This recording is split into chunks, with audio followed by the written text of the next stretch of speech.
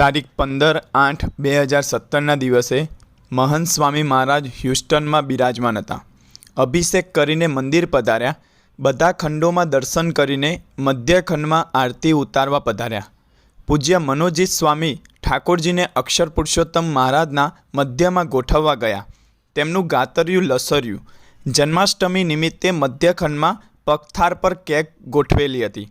તેનાથી ગાતર્યું ન બગડે તે માટે સ્વામીશ્રીએ તરત જ હાથ લંબાવી તેને પકડી લીધું અને ઠાકોરજી ગોઠવાયા ત્યાં સુધી સ્વામીશ્રીએ સહજ સેવા ઉપાડી લીધી. પછી જ આરતી ઉતારી. મહંત સ્વામી મહારાજે સત્સંગ દીક્ષા ગ્રંથ રચ્યો. તેમાં પહેલો શ્લોક છે, સ્વામિનારાયણ ભગવાન એટલે કે સાક્ષાત અક્ષર પુરુષોત્તમ મહારાજ સર્વને પરમ શાંતિ, આનંદ અને સુખ અર્પે. બીજો શ્લોક છે, આ દેહ મુક્તિનું સાધન છે, કેવળ ભોગનું સાધન નથી. દુર્લભ અને નાશવંત એવો આ દેહ વારંવાર મળતો નથી. ત્રીજો શ્લોક છે, લૌકિક વ્યવહાર તો દેહના નિર્વાહ માટે છે, તે આ મનુષ્ય જન્મનું પરમ લક્ષ્ય નથી. ચોથો શ્લોક છે, સર્વ દોષોને ટાળવા, બ્રહ્મ સ્થિતિને પામવા અને ભગવાનની ભક્તિ કરવા આ દેહ મળ્યો છે. પાંચમો શ્લોક છે, આ બધું સત્સંગ કરવાથી અવશ્ય પ્રાપ્ત થાય છે, આથી મુમુક્ષોએ સદાય સત્સંગ કરવો. છઠ્ઠો શ્લોક છે, તેથી પરબ્રહ્મ સ્વામિનારાયણે આ લોકમાં સાક્ષાત અવતરીને આ દિવ્ય સત્સંગની સ્થાપના કરી. સાતમો શ્લોક છે, આ સત્સંગનું જ્ઞાન મુમુક્ષોને થાય એવા શુભ આશયથી સત્સંગ દીક્ષા એ નામનું શાસ્ત્ર રચવામાં આવે છે.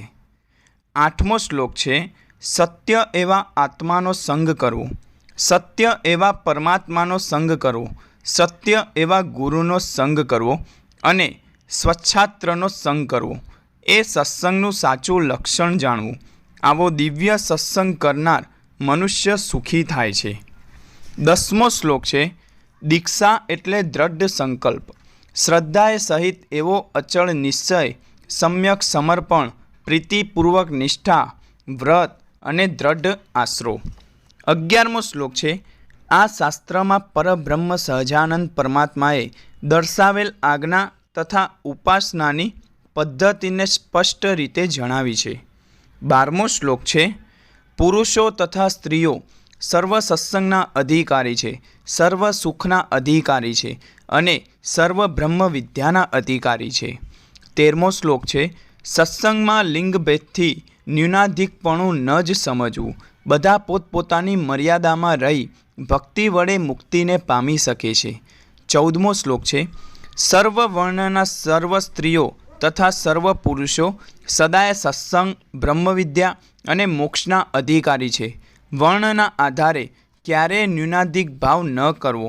સર્વજનોને પોતાના વર્ણનું માન ત્યજીને પરસ્પર સેવા કરવી.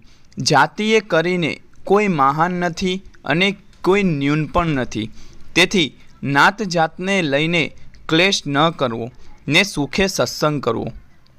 17મો શ્લોક છે, ગૃહસ્થ તથા ત્યાગી સર્વે મોક્ષના અધિકારી છે, તેમાં ન્યૂનાધિક ભાવ નથી, કારણ કે ગૃહસ્થ કે ત્યાગી બધા ભગવાનના ભક્તો છે.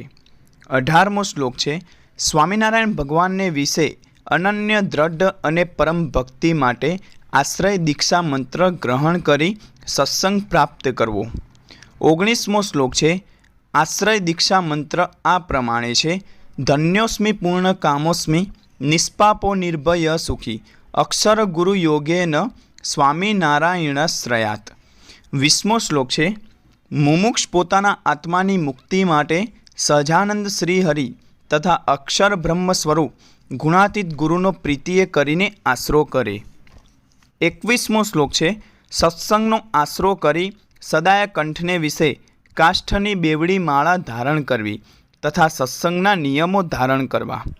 22મો શ્લોક છે, આ સંસારમાં બ્રહ્મ સ્વરૂપ ગુરુ વિના જીવનમાં બ્રહ્મ વિદ્યાનો તત્વે કરીને સાક્ષાત્કાર ન થઈ શકે. 23મો શ્લોક છે, અક્ષર બ્રહ્મ ગુરુ વિના પરમાત્માનો ઉત્તમ નિર્વિકલ્પ નિશ્ચય ન થઈ શકે તથા પોતાના આત્માને વિશે બ્રહ્મ ભાવ પણ પ્રાપ્ત ન થઈ શકે. 24મો શ્લોક છે, બ્રહ્મ સ્વરૂપ ગુરુ વિના યથાર્થ ભક્તિ પણ ન થઈ શકે, પરમ આનંદની પ્રાપ્તિ ન થાય અને ત્રિવિધ તાપનો નાશ પણ ન થાય.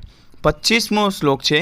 આથી સર્વ અર્થની સિદ્ધિ કરે તથા પરમાત્માનો અનુભવ કરાવે તેવા પ્રત્યક્ષ અક્ષર બ્રહ્મ ગુરુનો આશરો સદાય કરવો. 26મો શ્લોક છે. સર્વ સત્સંગીઓએ સર્વ દુર્વ્યસનોનો સદાય ત્યાગ કરવો, કારણ કે વ્યસન અનેક રોગોનું તથા દુઃખોનું કારણ બને છે.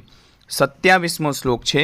સુરા, ભાંગ તથા તમાકુ ઇત્યાદિ જે પદાર્થો માદક હોય તે ક્યારેય ખાવા કે પીવા નહીં તથા ધૂમ્રપાનનો પણ ત્યાગ કરવો.